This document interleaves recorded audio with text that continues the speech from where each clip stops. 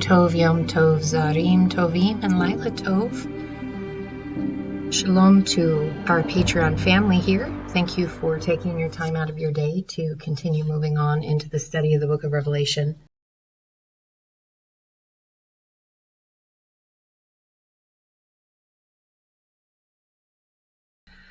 So again, I'm not going to go into great detail, but this is the connecting word that is going to take us to the next one. And we are going to spend quite a bit of time on this one word. It has been translated, Janet McGeera translated it as "and keep." So again, we've got this thought of those who would hear and obey the words that were given and keep. This word in its root is nun, tetresh, but notice all the other different meanings here. Guard, keep, reserve, observe, protect, restrain, store, preserve, take care of, watch over, and oversee. Much more than just keeping.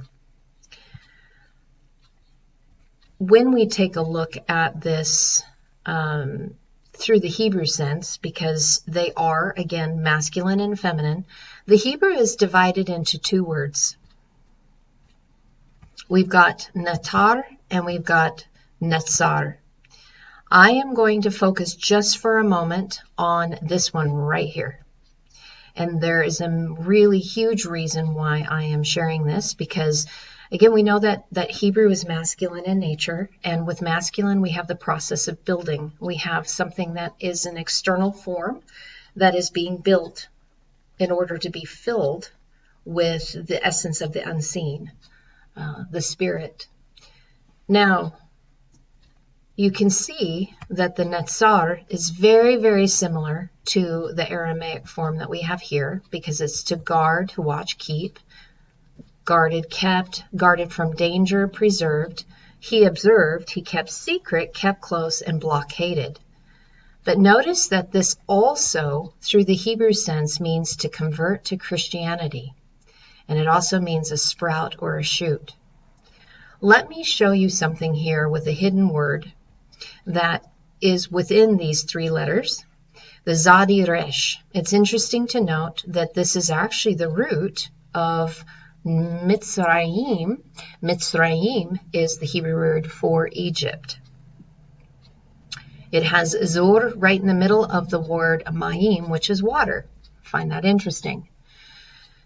Zadi Resh means narrow, distress, anguish, enemy, foe, rock, flint. But it also is the word that we get for czar, which is from Latin, Caesar. I wanted to point that out because in the process of the Zadi Resh, right in the front of it, which isn't highlighted, you can see it right here, is the nun. And this in Mother's teaching is very simply a seed, be considered a spark of life, but a seed that is meant for perpetuity.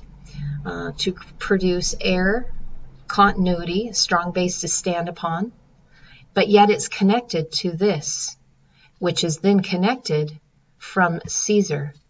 That literally this word is connected and brought forward into Latin as the root of Caesar.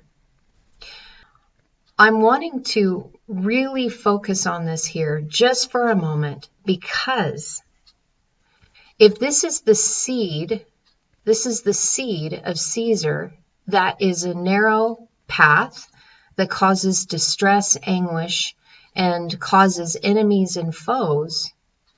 Very interesting that it would be connected to converting to Christianity, something that is being kept as a secret and being kept close and is using as a blockade. When we put Nun Zadi together, and this is a word, so here's the first two letters, if I can highlight it so you can see it, the Nun Zadi.